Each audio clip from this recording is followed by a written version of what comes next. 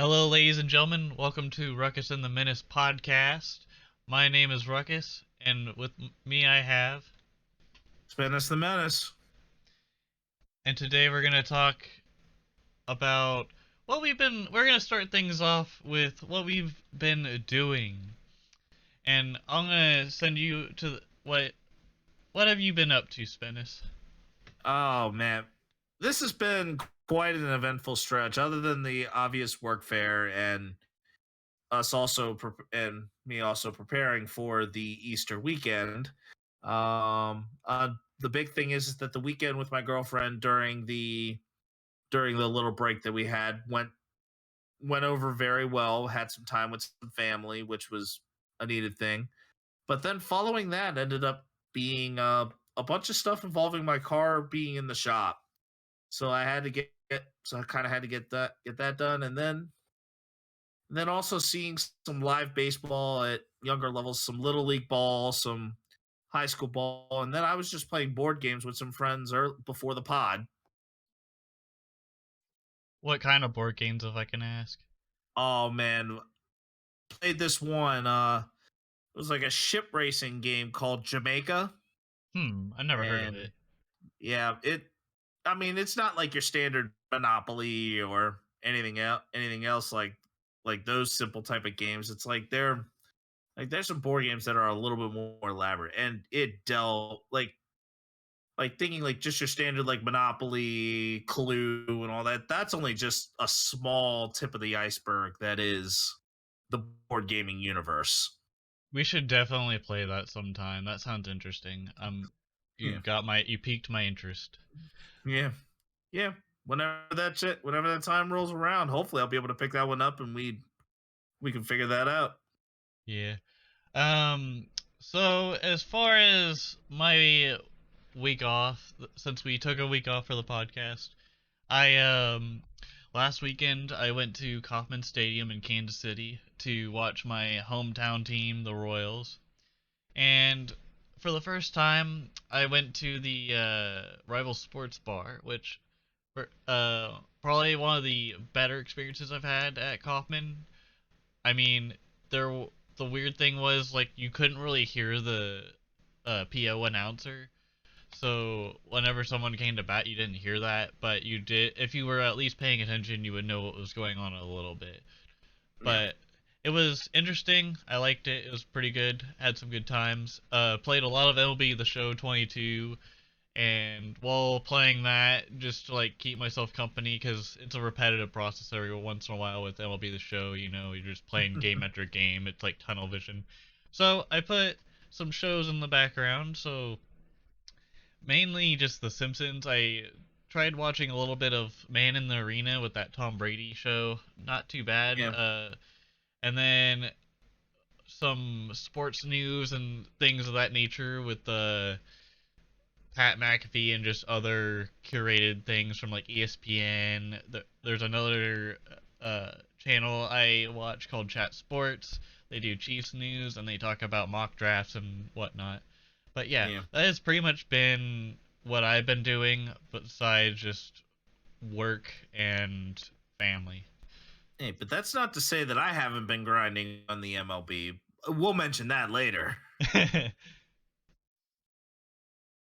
But Ruckus, I gotta hand it to you. I mean, we're gonna kick off the weekly lineup with this. You kind of called that Final Four to a T in Prognosticator's Corner as the Kansas Jayhawks had won the national championship against the North Carolina Tar Heels, who knocked out Duke in the Final Four to end the career of Coach K. As much as that kind of stung, I I got to take that one on the chin. I totally picked that one way wrong, and hard to believe it. My initial bracket busted in the Sweet 16, so there was no way this was lasting that long. Haven't gotten a national champion right since 2009, so shows my luck. Yeah, I was also a little surprised on how the North Carolina game versus KU ended up being, because I was thinking whenever the I don't know what his name was, but the guy that went out of bounds near the end of the game, that was like a bonehead move. And he was lucky that North Carolina didn't just like pop a three and then just tie the game and then go into overtime, or worse, like get a 1 point lead. But in Oh, that general, it game was was a back and crazy forth. game. That game was back and forth the whole night. So it was Yeah, definitely that the two best teams were It's like, and North Carolina was an 8 seed that played nothing like an 8 seed. yeah, it was sad. But also, like, Baycott was hurt, but he was playing through it. Like there were times when I was looking at him running back and forth from the court, and I was wondering like how his ankle was holding up. Manic just wasn't himself, but it is what it is. Baycott's coming back for his senior year. I just saw that pop up through the feeds earlier today that Baycott is actually going to be going back to North Carolina for his senior year and not declaring for the NBA draft.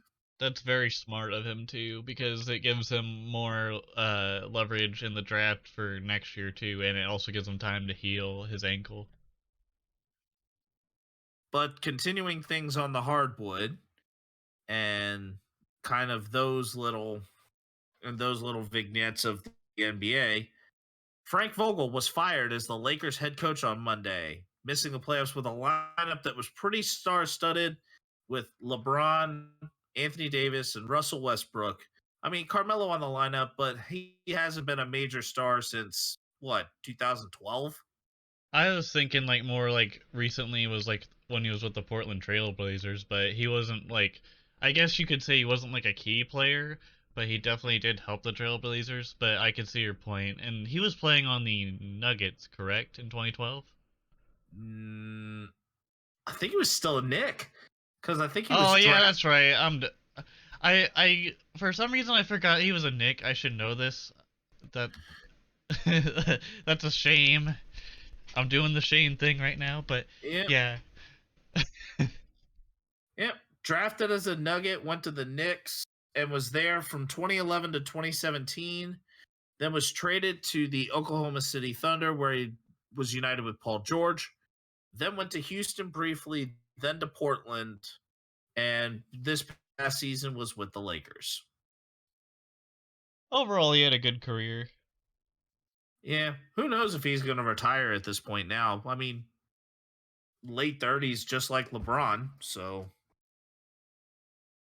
I mean, as much as many people kind of don't want to see him go down like that, unfortunately, he may go down as one of those players that never got a chance to get to the finals. Maybe someday, or maybe not. Who knows?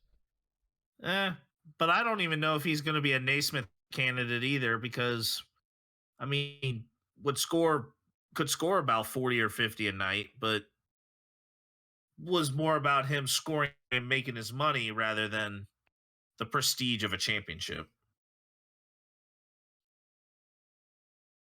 Yep. Anything else, Spence? Well, we have a little bit more of a somber note as over the weekend former Washington and Pittsburgh quarterback Dwayne Haskins passed away on Saturday in South Florida. He was down there as an invitee of workouts with fellow quarterbacks, running backs, and wide receivers on the team. But as his and I saw more details that apparently his vehicle was disabled. So I think he dealt with a breakdown and was trying to walk across the interstate when he was hit by a dump truck. And Y- being a fan of Washington, it's a bummer, but at the same time, it was one of those things where it's like it's another situation where hindsight's 2020. Yeah, he was a very talented young man, and he was my age too, which is insane to think. Like how About a month time. shy of being 25. Yeah, he was older than me. I'm like 24 and a half, but that's Yeah. besides the point. He was young and he had a lot of potential, and to the Haskins family, our condolences to you. Yep. And especially to the Pittsburgh Steelers and Washington Commanders that were around Haskins or knew Haskins very well, especially our number one receiver Terry McLaurin. Condolences as well for losing a brother on the field. But on a much lighter note, I mean, baseball kicked off. Oh Any yeah. early reactions? Um, I mean, there's it's still like you said, it's early, but man, just seeing the not. I mean, yes, the Royals. If there's any other Royals fans that are listening to this podcast right now, I mean, we won the first two games of the season, and then we dropped two against Cleveland, and then we lost the other night to the Cardinals. And by the time you're listening to this, they're probably playing again tonight. I just haven't been paying attention to it because we're doing this. But man, Bobby Witt though, like the one positive I can see is Bobby Witt is just a defensive nightmare. Like if you saw the first game of the season, he you could just tell this guy was ready for the majors. And then the game I went to on Saturday, whew, I still can't like process that in my head what he did because yes, he threw a guy out at home that was trying to run and score to untie the game, but man, his pure athleticism. I saw a video on Twitter where it was showing they were like showing him throwing, but then they also showed Mahomes doing like that barely hitting the ground throw in the Super Bowl, and I was like, oh my gosh, like this guy's a stud. And he just impresses me. That's all I'm gonna say about that. But as far as everything else, it's just slow in my opinion, and things will get more dramatic as things go on. We're still very early in the season. Jackie Robinson Day is this week. It actually is. It falls on Good Friday this year, but it's April 15th. Jackie Robinson Day is coming up, so you're gonna see a whole bunch of 42s out there, all in Dodger blue apparently. And then, for as far as my Red Sox go, we're 3-3, and we basically roughed up Eduardo Rodriguez, who was just playing for us in a 6-run fourth inning to beat the Tigers to win that series. We get a day off, and then we go into home opener against Minnesota. So we've got ourselves some fun. A little bit of a Rogers family moment earlier this week with Taylor and Tyler Rogers on opposite sides pitching, and one of them ended up getting a save, and the other ended up taking the loss. Looked like Teoscar Hernandez just got sidelined.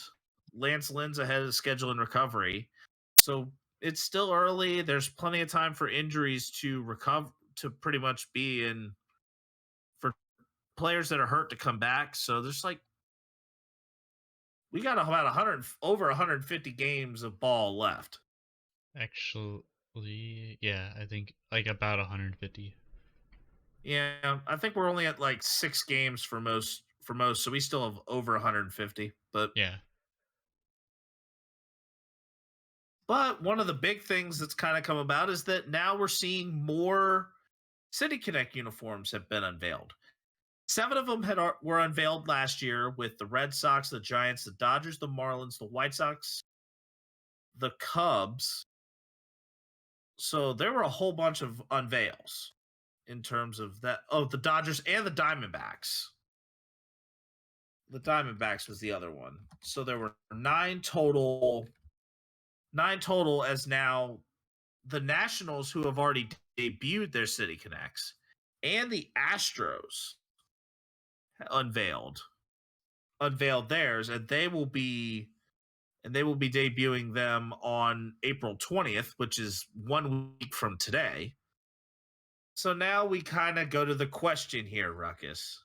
As far as these City Connect uniforms,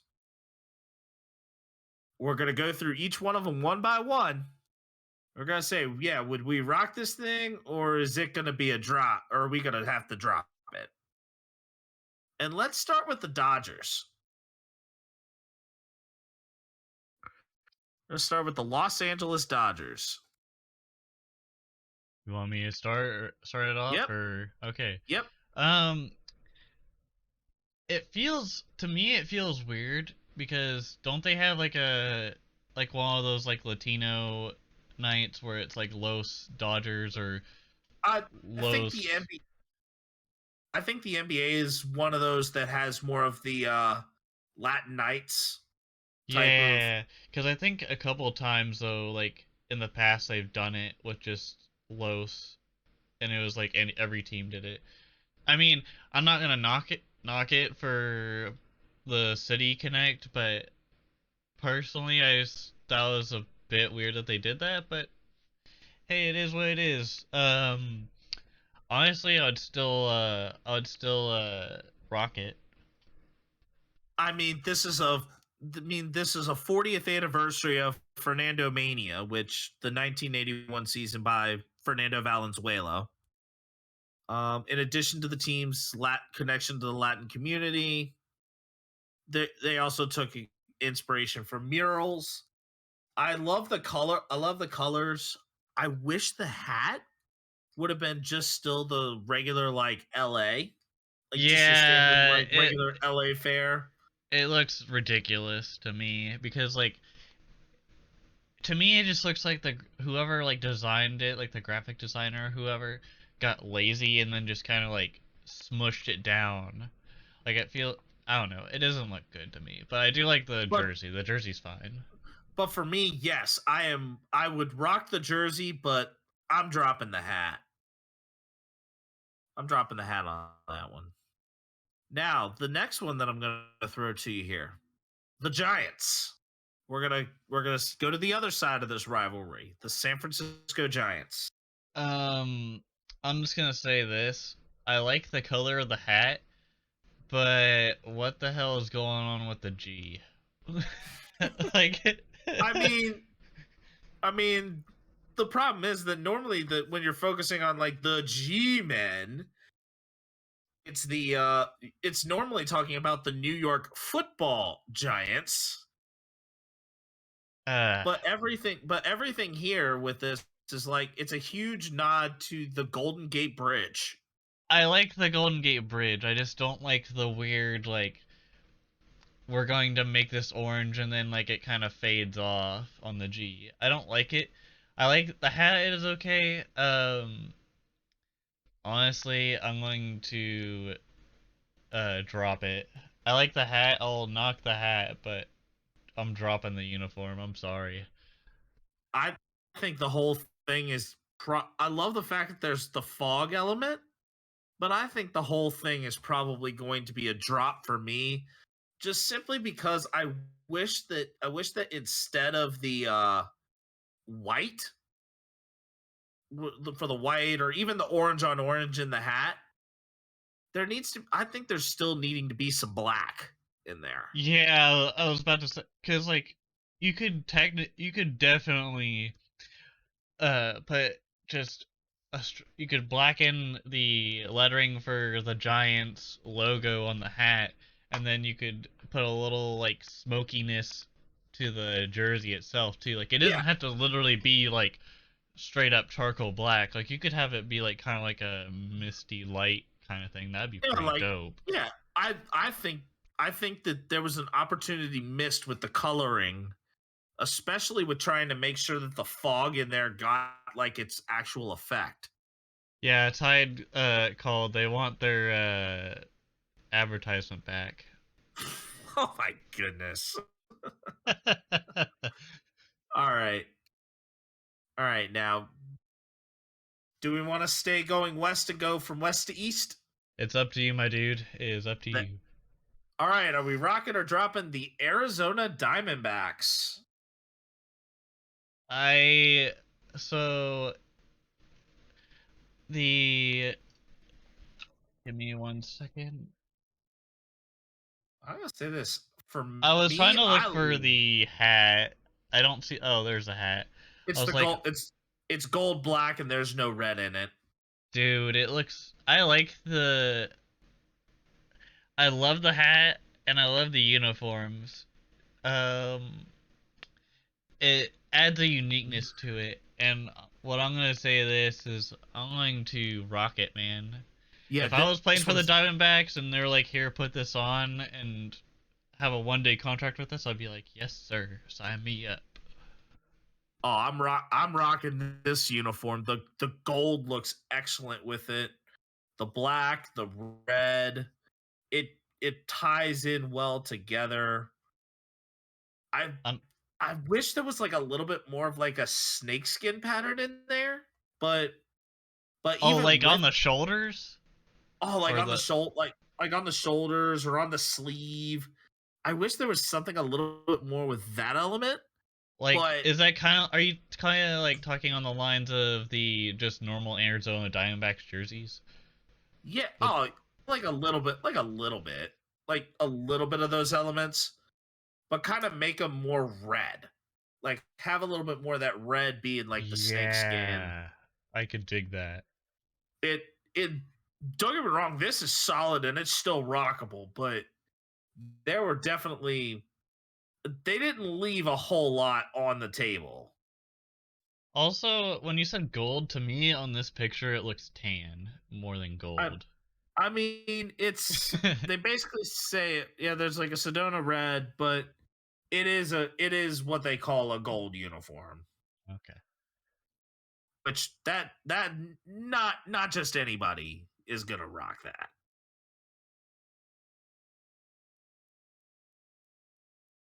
And then now we go to the next team out west of that, the Houston Astros.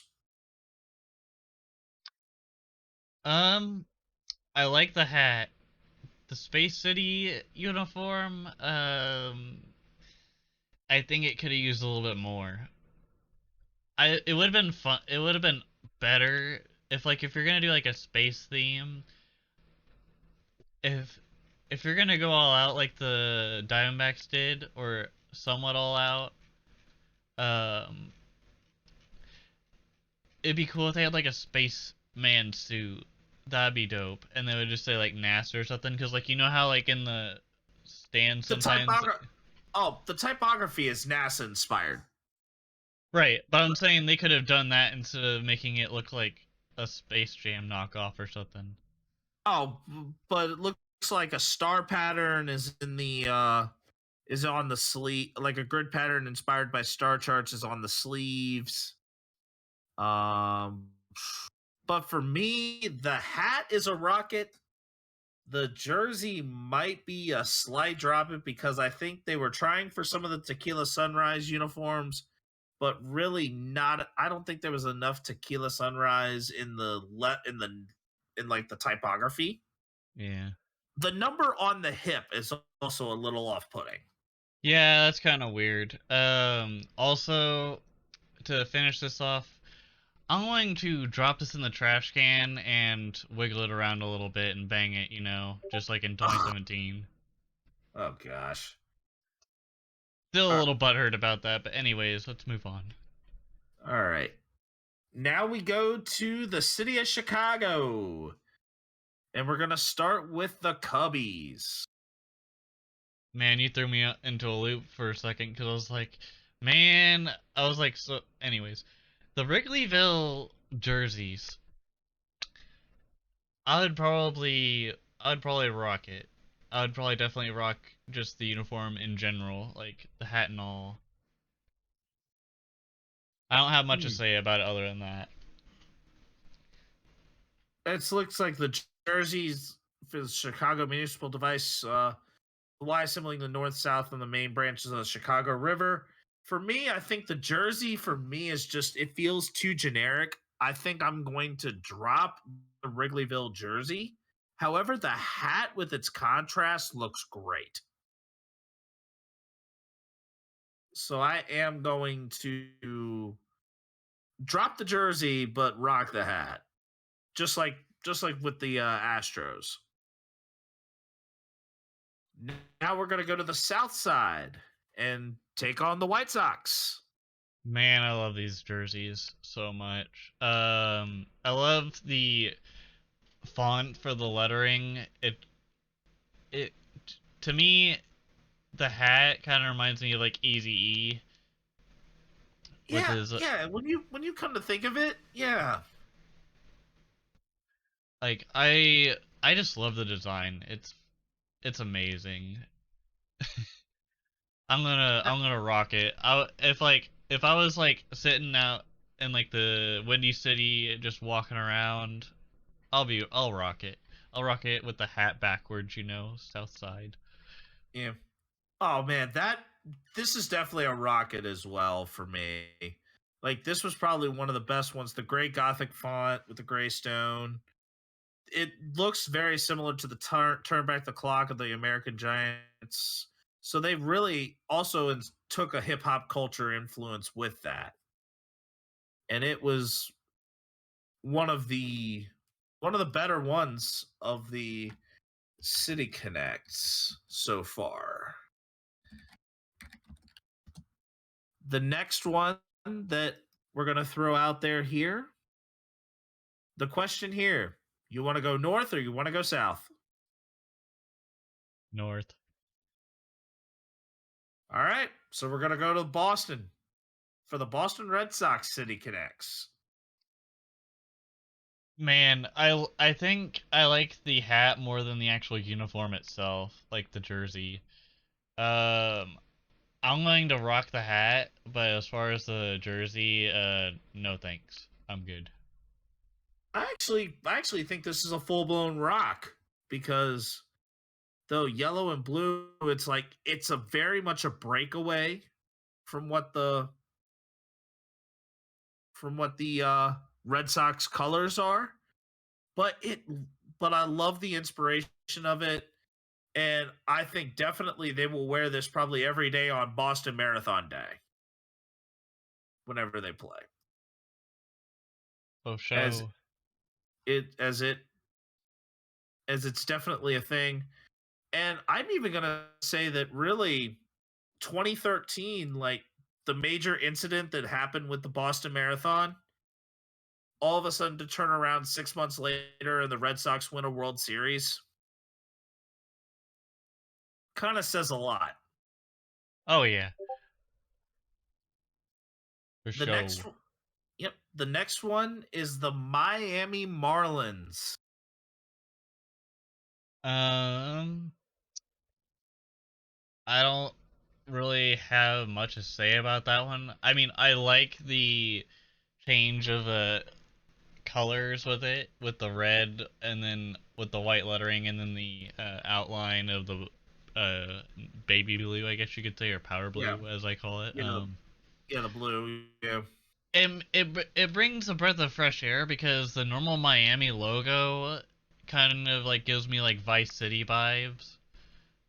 And well, it looks like they deviated away from the Miami Vice, which that was a Miami Heat type of thing. yeah, I just personally, I think it's a breath of fresh air. I would rock it if I was around Miami.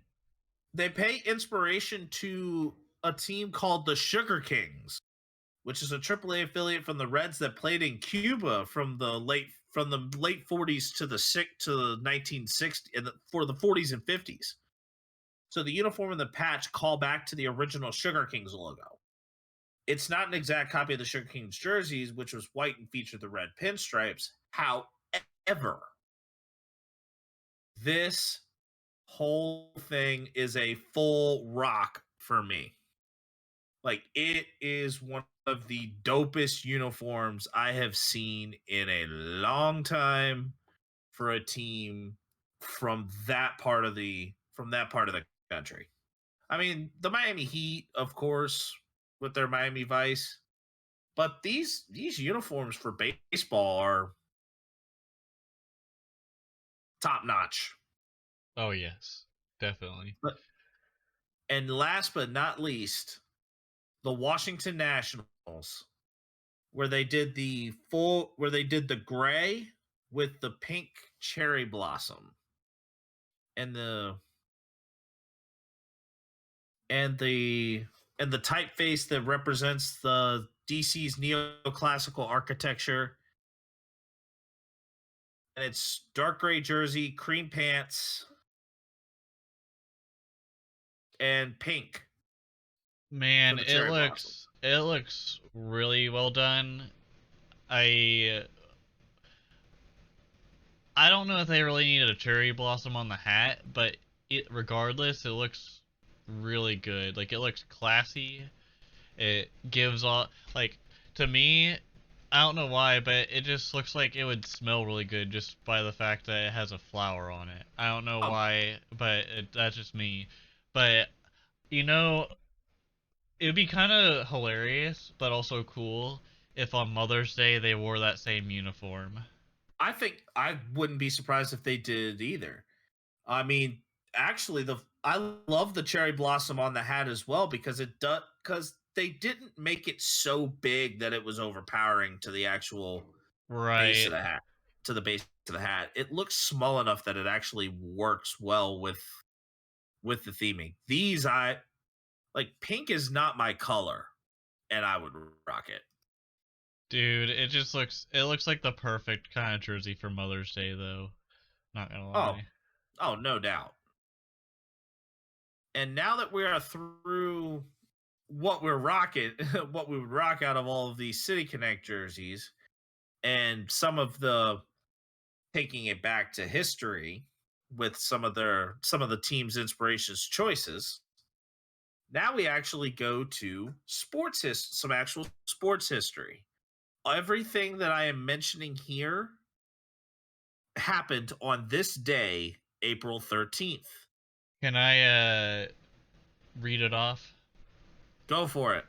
All right. In 1954, on this day, the debut of Hank Aaron with his first game of May that would lead to a 755th home run, or not 755th, 755 home run career, and his nickname just fits the bill, Hammerin' Hank.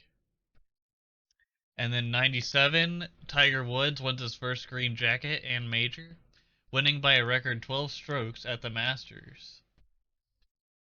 And recently, the Masters happened last week, didn't it? Yep, it was this past week, and Tiger competed.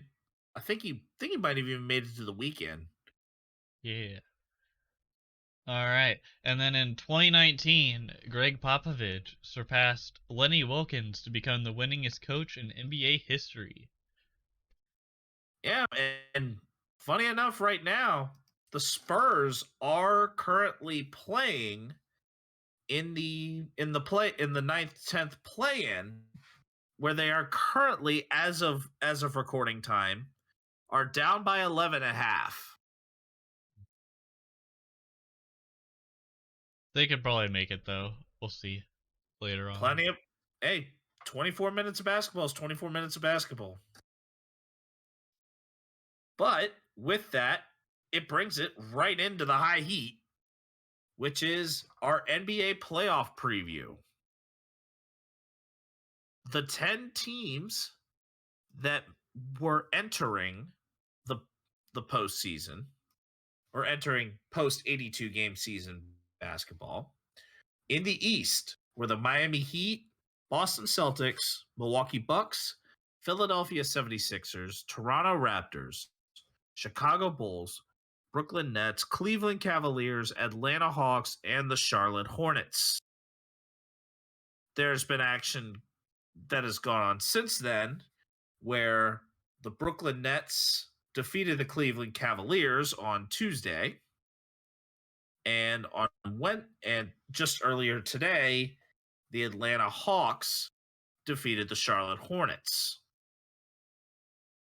So the next game that will be played on Friday is the Atlanta Hawks and the Cleveland Cavaliers. And the winner of the San Antonio New Orleans game will be playing the Clippers, who fell to the Minnesota Timberwolves on Tuesday in a 105-104 or 109-104 final to enter Friday. But the other teams in the West that made it were the Phoenix Suns, Memphis Grizzlies, Golden State Warriors, Dallas Mavericks, Utah Jazz, and Denver Nuggets, along with the Timberwolves and Clippers, who just played last night, and the Pelicans and Spurs, who are playing right now as we speak.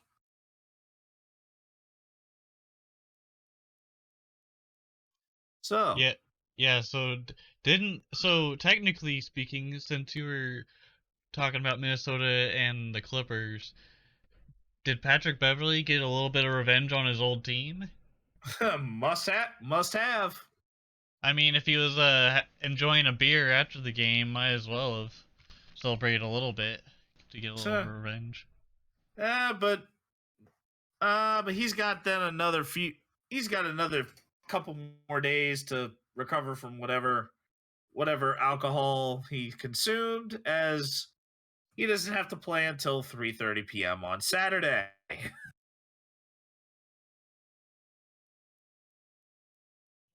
So the matchups that are already in place.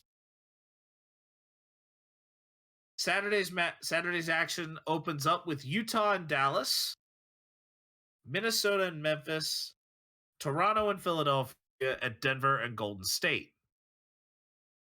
So, out of a lot of these major teams that you're seeing already competing, are there any contenders that stand out? Oh, there are many contenders. I would say Atlanta just like shocked the pre like the Eastern Conference as far as a play-in. I had Charlotte beating Atlanta, but Atlanta stomped them in the third quarter and pretty much just silenced the Hornets. And I was somewhat amazed because Charlotte seems like they have more talent on their side uh, than the Atlanta Hawks do. As far as the matchup for Cleveland and Atlanta, I think it comes down to uh, who who's hungrier. Obviously, the Brooklyn Nets game versus the Cleveland Cavaliers was just more. There was more energy coming out of the Cavaliers that I saw than what the Brooklyn Nets had, and they have too much talent, in my opinion, to like just give things away. So now, or actually, no, they won. Why am I doing this? Yeah. Brooklyn versus Boston. I think. Well, I think Boston probably has the high ground on this one. Well, Boston's also got home floor, so as all of these series are now in best of 7. It's Once gonna be a the long 18, playoffs. yep, once the teams make it out, it becomes just win 4. The few of the contenders that I see kind of right off, the Phoenix Suns for sure. I think for me, the Phoenix Suns definitely stick out.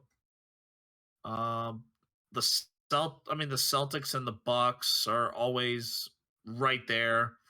Miami could run in lockstep, but I'm hoping that their huge run to lead them to the top of the top, pretty much the top of the Eastern Conference Heat is not a fluke. A couple of teams that I think really can make a lot of noise without having to do a whole lot. Golden State, they're seasoned, they're experienced. Memphis might be a little bit of a sleeper as well, even though they're a 2 seed. But I think my biggest sleeper, like a low seed that potentially could take this a long way, the Chicago Bulls, especially if everyone's healthy. Yeah, they have star-studded talent. They got Alex Caruso. They've got DeMar DeRozan, Lonzo Ball, Vucevic, Nikola Vucevic, and just all those guys on the court at the same time. From the beginning of the season until now, they have looked pretty solid. And I agree. They definitely are sleepers in this one because not a lot of people probably think, oh, they're probably going to get farther in the playoffs because they're facing Milwaukee, which is the team that won the finals last year. So they're trying to. So if anything, the Bulls are trying to pretty much interrupt that whole chance of that happening. My sleeper would probably have to be uh this one's tough because I would probably say the Utah Jazz or the Memphis Grizzlies. It'd I can probably be the agree. Grizzlies. I can agree with the Utah Jazz as well, especially if the tempo is manipulated by the Jazz because Quinn Snyder coaches a very, very slow offense, very patient offense. A team that could very well lull a defense to sleep. Yeah. Do we want to go ahead and predict who we think is going to go into the finals and then wrap things up? We might be a little early. We might be a little early on that because we got a whole bunch of series within that realm. I mean, we just kind of went through contenders as it was. But we can figure out who's getting those last playoff spots. I mean, you said, do you think it's going to be Atlanta or Cleveland that's going to get that final spot of the East? If Atlanta gets as hot as they were tonight near the half break point of the game, I would probably go Atlanta over Cleveland. Even though Cleveland has some good talent and really showed up and surprised everybody near the end of the season. But I'm still going Atlanta because they smacked the crap out of the Hornets. I think Cleveland is about a year ahead of schedule when it comes to their rebuild. I think they're about a year ahead of schedule. If Colin Sexton can keep Trae Young in check, and then getting a lot of great production from Darius Garland and Karis LeVert and maybe even quite possibly Jared Allen, they I think the Cavaliers could very well be a very surprising 8 seed heading into the playoffs. But if Trae Young keeps shooting the ball as well as he has been, Trae Young's gonna be Trae Young.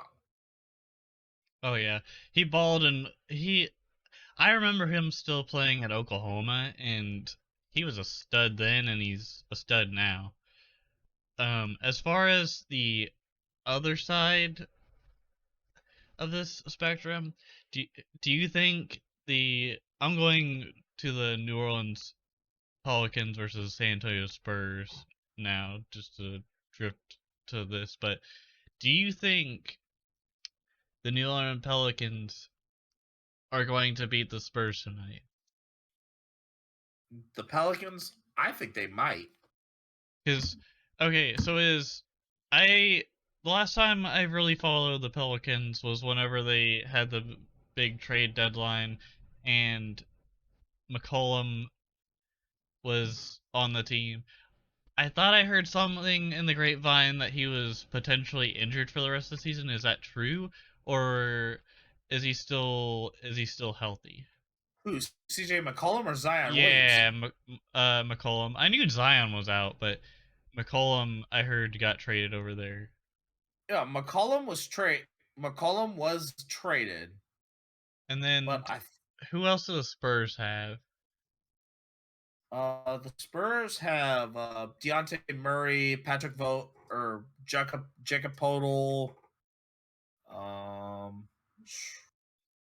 like they're playing with a lot of players that have very, very limited name at all. If anything, that'd probably be a sleeper for someone out there. Because like the Oh, only name that I've seen on there is Doug McDermott for the Spurs. CJ McCollum is playing right now. Okay. And yeah. Oh, he's got 29. Yeah, he's got 29.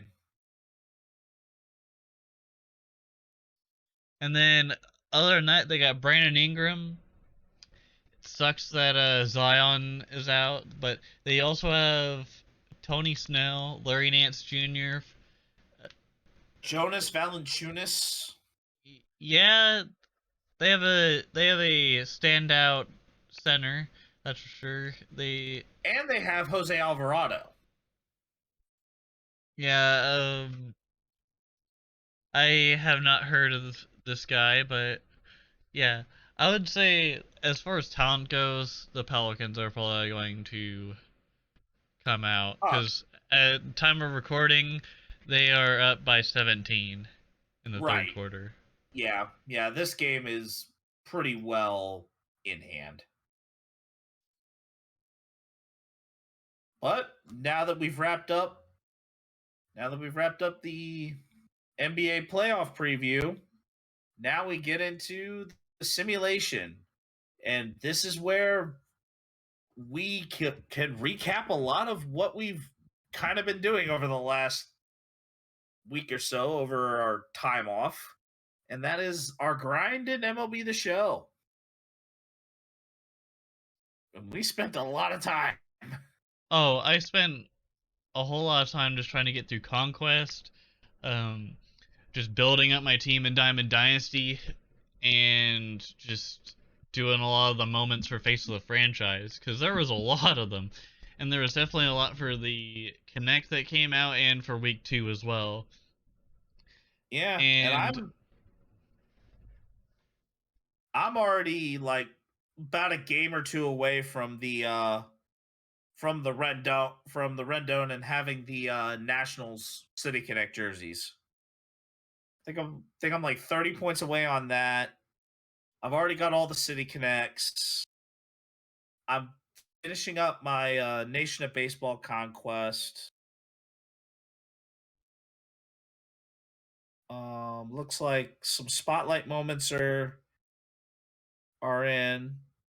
So I mean, I'm already 2/3 of the way through the program, and I've also already completed one March to October, as I've taken the Philadelphia Phillies from contender to champion. Yeah, I haven't. The only thing I've been just mainly focusing on is Diamond Dynasty and just grinding through it. I love the direction of where Dynasty is heading as far as mini seasons goes. I love that you do kind of like a round robin, and then near the end of the season they put the teams on based on rank, and you don't even know if you made the playoffs until like literally after the last game of that season. But I like the change of pace. It definitely feels less stale, because when I was playing last year when they didn't have many seasons, I was playing Conquest, or I was playing versus the CPU to get my challenges done. With the mini seasons, it brings a lot more energy to the game. It gives you more opportunities to get better cards as you progress. And I just love the fact that they have like repeatable challenges to where you can get like more of those better cards and just more XP in general to like help you get further into the game. It doesn't feel as much of a grind as it really is. I mean, it still feels like a grind, but they do give you plenty to make the grind feel like it's got a variety of different things for you to do. Right. And it's like, I still haven't even touched Road to the Show yet, because there's so much. I don't think I'm ever going to do that, to be honest. I'm just going to stick with Diamond Dynasty. I feel like I'm going to at some point. Why? Just because. I feel like doing a little bit. because there's going to come a point in time where I'm going to feel like it. But now that we've kind of completed our opening takes through MLB The Show, we still do have a war room. And again, we're gonna have another build a team another team builder challenge. However, what this challenge is that we are taking NBA players, past or present, but each player has to be from a different country. We will be drafting the starting 5 and 5 bench slots that can be filled up with any position. All right, right. Ruckus. How do we want to kind of do this? Are we going to want to try and do this based off of how a draft flow, or are we wanting to go basically by position? I was thinking position by position because, spoiler alert, we have already gotten our picks in. All right. Yep. Yeah, we kind of fast forwarded a lot of time and debate as well.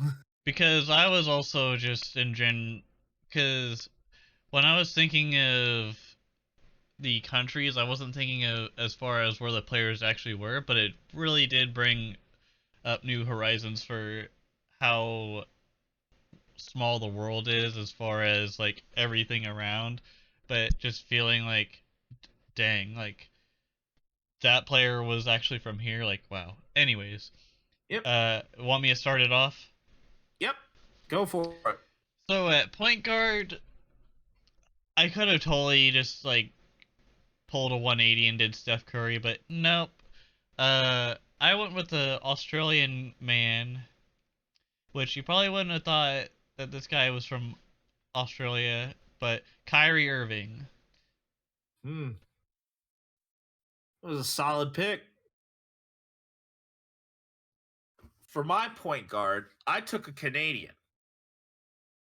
And that Canadian was a 2-time NBA MVP. I took Steve Nash.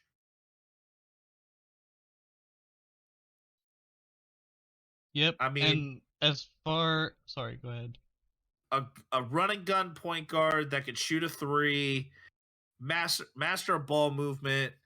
I could have went for a point guard. There's very well could have been like Magic Johnson. Magic Johnson would have been available, but I took an American somewhere else. And speaking of Americans, this man was a all-star in many ways. He has had many 60-point games, and on his last game as a Los Angeles Laker, he played pretty much through the whole game on a bad ankle and scored 60 points. And still That dropped man, 60.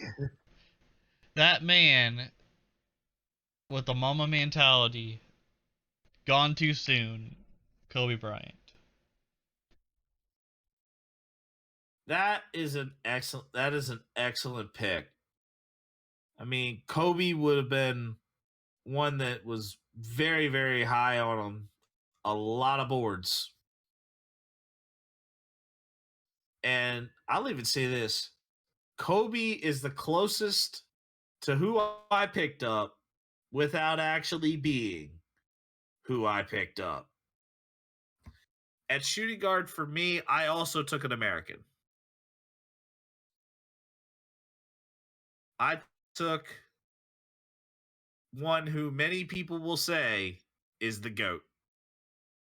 At 6'6" from North Carolina, as far as college wise, a Tar Heel, his Royal Airness, Michael Jordan. Took Michael Jordan. Kobe pretty much being the closest thing to Jordan without actually being Jordan.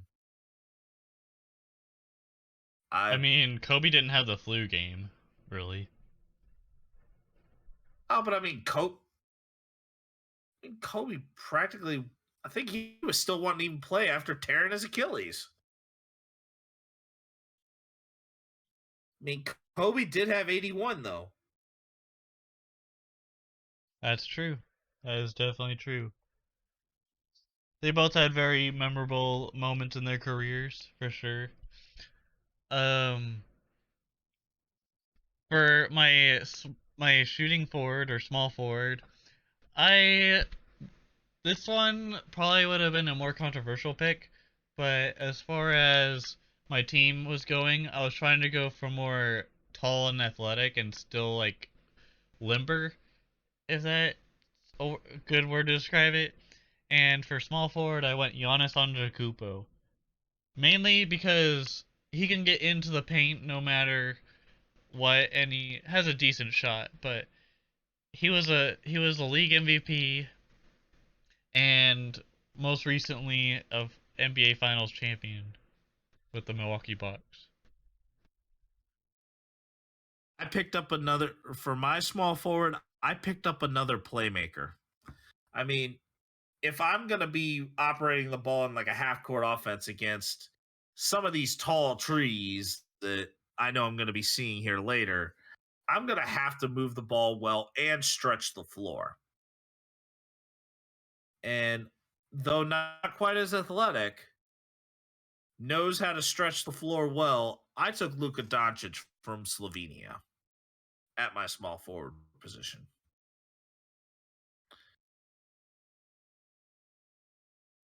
My team is definitely one that's going to be a little bit more of a running gun type. But when I'm in a half court set, the ball is going to move. And the ball is going to move so much and with so many sound passes that that defense is going to get stretched out of perimeter position. That is for sure. And by the way, Giannis Antetokounmpo is from Greece. I forgot to mention that.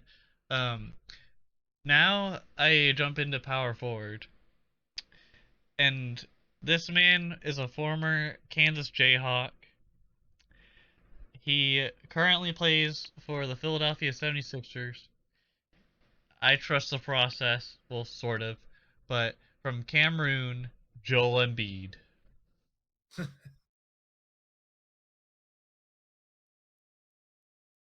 I know you would trust the process, but I know we ain't trusting them ACLs. We're definitely not trusting them ACLs. Especially for who he's got to have guarding him. And I took a Nigerian with my pick at power forward. And the reason why I'm saying I'm not trusting those ACLs of Joel Embiid because he will get shaken up by the dream shake. At power forward, I put Hakeem Olajuwon. For some reason, I feel like Hakeem Olajuwon would like tower over Joel Embiid, anyways. But maybe Isn't I'm wrong. I think Hakeem Olajuwon is actually shorter. Oh damn! I didn't realize that. I was like, because I picture Hakeem Olajuwon as taller, but that's just me. But Yeah, because I think Hakeem Olajuwon. Oh, Hakeem Olajuwon is only 7 foot, and then Joel Embiid. Joel Embiid, how tall is he? I'm looking at this to kind of pair here because I think he's no. Joel Embiid is also 7 foot. oh I think it's. I think dang, it's. okay, I mean, Hakeem Olajuwon's a little bit faster though, like a lighter weight. yep. And speaking of tall, tall NBA players, I picked a center, and this is probably the a what you would call a scapegoat or just an easy way out or just a get out of jail free card, but Yao Ming from China. Oh, we definitely not trusting those feet and knees. That lower body cannot be trusted. I mean, I mainly just went for bodies that could like block the ball. That's pretty much.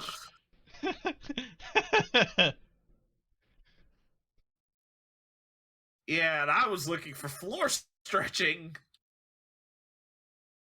and being able to do the most amount of things. And for my center, I took an MVP. I took a triple double machine that can shoot, dribble, pass, play a bit of defense. I took from Serbia, Nikola Jokic. All right. To speed things up, is it alright if I just like name the list of Yeah, players we from can my go. bench? Yeah, we can rip off our benches. Yeah.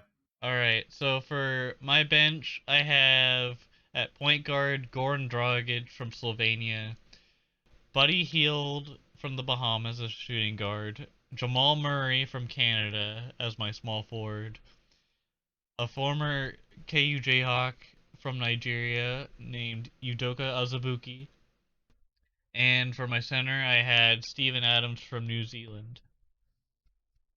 All right, my 5 remaining players on my bench. I have Tony Parker from France, Manu Ginobili from Argentina, Peja Stojakovic. Okay. Now, as far as Peja, I am actually considering him Greek as he has dual citizenship in the Serbia Montenegro areas of Yugoslavia and Greece. Then I have Dirk Nowitzki from Germany and Marc Gasol from Spain. Here are some notable players that we did not pick. 3 of the notables from the USA: LeBron James, Magic Johnson, and Larry Bird. From the Democratic Republic of the Congo, Dikembe Mutombo. From Congo, Serge Ibaka. You had Laurie Markkanen from Finland, Pau Gasol from Spain, Manute Bol from South Sudan,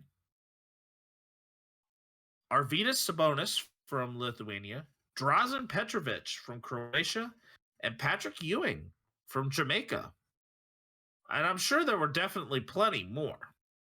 But these were Manute some of the Bol. notables that I know we didn't. Oh, yeah, I said Manute Bol. Okay. Then I also had the Dunking Dutchman with Rick Smits from the Netherlands as well. That wasn't picked either. I honestly wouldn't have thought Ewing was from Jamaica though. Jamaica, yep. From Kingston, Jamaica. That's cool.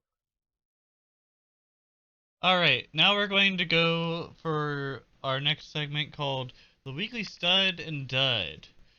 Menace, what All was your right. weekly stud and dud? Okay, so my studs. Yes, I said studs again. I had a little bit of a cop out, but neither one of these elements really could have been passed up. The first one for me, I gotta go with him. He's one of the funniest players and entertaining personalities in all of baseball.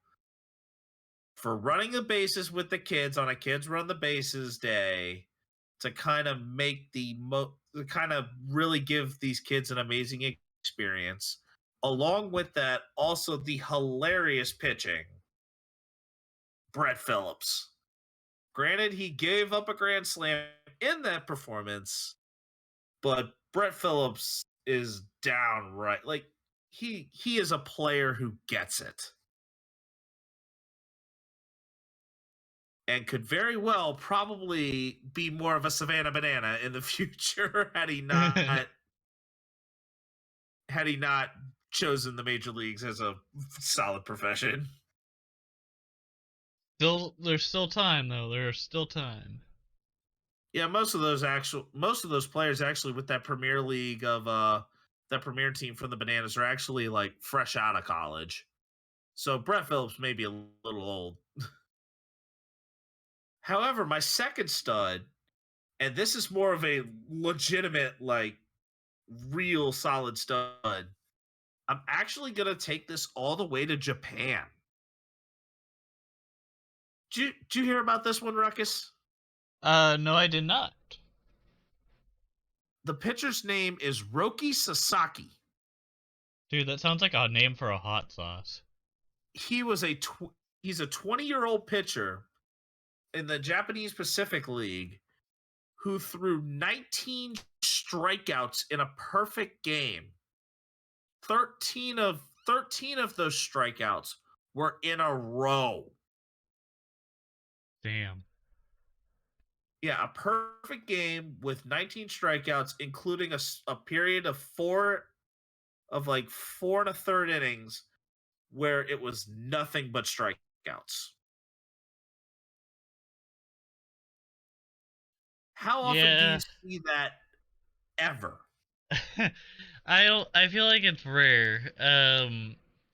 What was the how many strikeouts has was it who who has the most strikeouts in one game alone in the major leagues? There's a couple of guys that have struck out 20, including I believe Roger Clemens has done it. Kerry Wood has done it. Let's see, most strikeouts in a game. 21 by Tom Cheney of the Washington Senators. Yeah, by Tom Cheney, and there have been a couple of others who have hit 20. That's just ridiculous. Because most times you could, whenever I see like a big performance, or if I saw like a highlight on Sports Center and it was showing like, for example, Zach Greinke would probably get like 10 or 12 strikeouts in a game, and you would see like the K meter thing or the Ks that people set on Yep, the rails or yep, whatnot. But yep, damn, 20 just in one game in a foreign league from us, at least. That's yeah, impressive. yeah.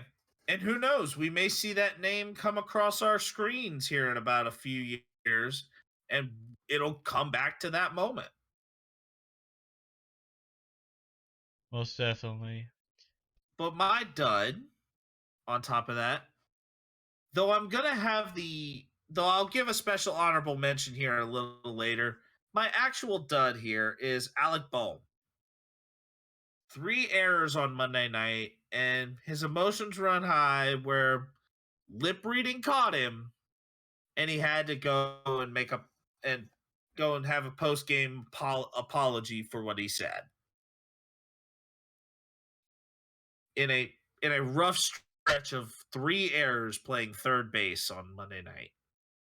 Yeah, you definitely got to keep your cool on those certain situations, especially when you're making a, the money that you are, 6 figures, and Uh, playing for a team that is very competitive and has a lot of high energy for it. You and got to keep your cool. baseball's a sport where you also got to have a short memory too. Oh yeah, most definitely. You can't just have things build up in your mind. You just gotta let them go. It's how the game is rolled out.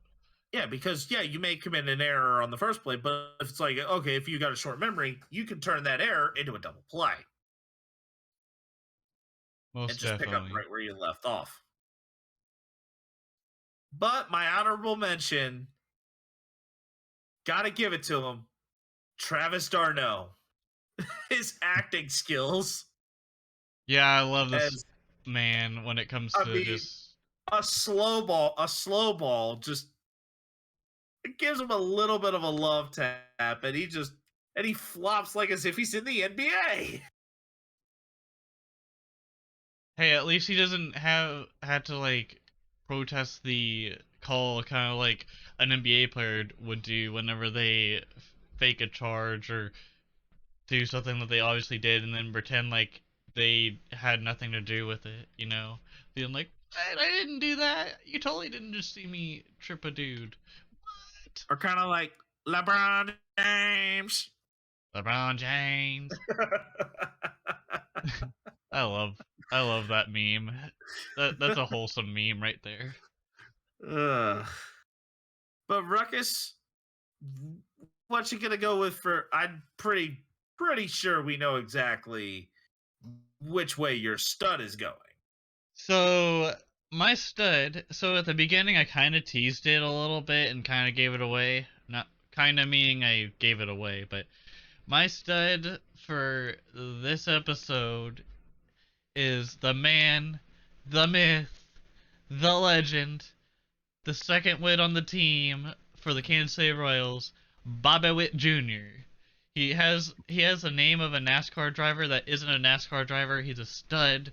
He did well in his debut, and he is smoking them baseballs to first base all the time. Haven't heard anything bad about him. He's my stud for the week, and I got to see him on opening week, and he did fairly well, especially his first game with a game-winning RBI double, and then scoring himself in when Benintendi hit the RBI single near the end of the game. He's a But second. sorry, go ahead. He's a second generation baseball player. What do you expect? I mean, in general, he was the number one overall top prospect through MLB Pipeline. And everybody was saying that, oh, his swing is like Mike Trout. I could care less about the comparisons to Mike Trout. He is going to be one of the best third basemen slash just infielders in the game. And it's just going to take some time, but it'll get there. Oh yeah. And as far as Bobby Witt Sr. from Arlington, Virginia, so he is a DC area native. But then Witt Jr. was actually from Texas. But it's like, okay, that was a little bit of low hanging fruit there, Ruckus. We kind of already knew this was going to be something. But, yep, but you know what? But you know it isn't what actually is a low hanging fruit. The dud I'm about to send over to you guys. So my dud literally happened today. I was chilling on my break at work, saw Twitter, or really I saw the NFL app first.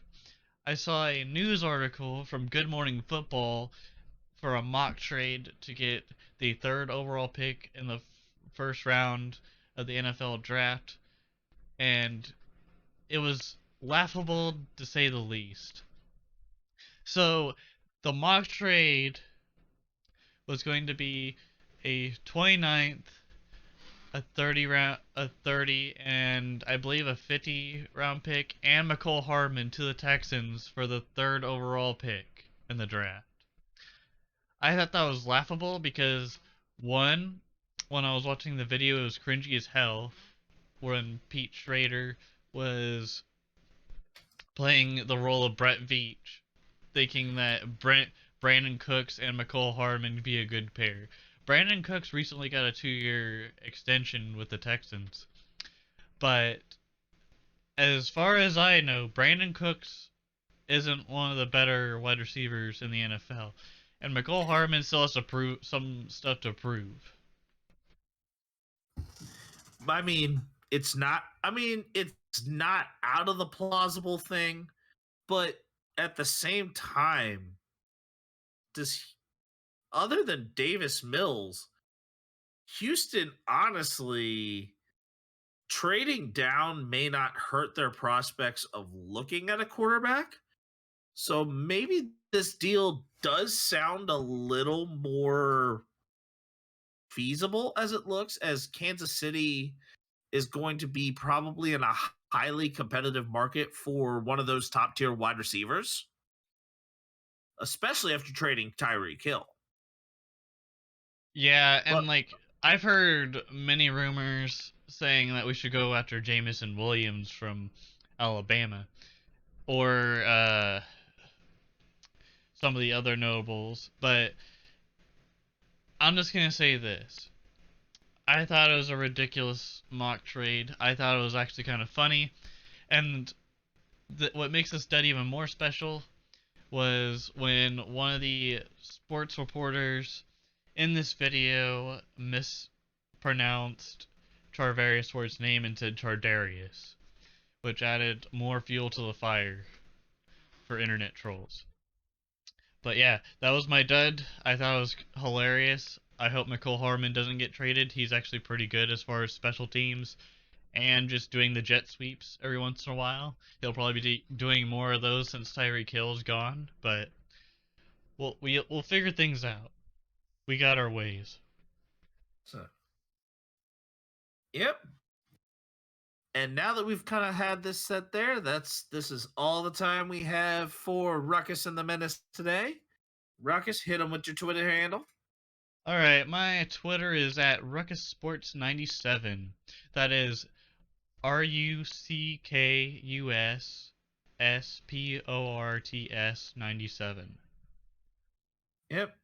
And mine is Menace the Menace, because THE just was not able to fit inside of the proper length for Twitter's character limits on handles.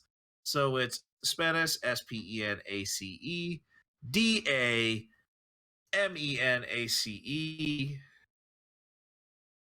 for my Twitter handle.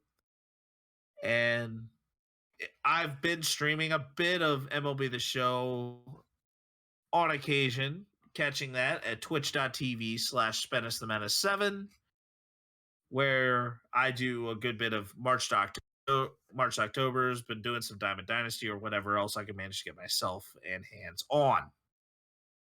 And with that said, we're going to go ahead and shut it down. Peace. By the way, our Twitter handles will be in the description of the video if you would rather just click the link for that. Yep. Thank you for listening. Like, comment, and subscribe.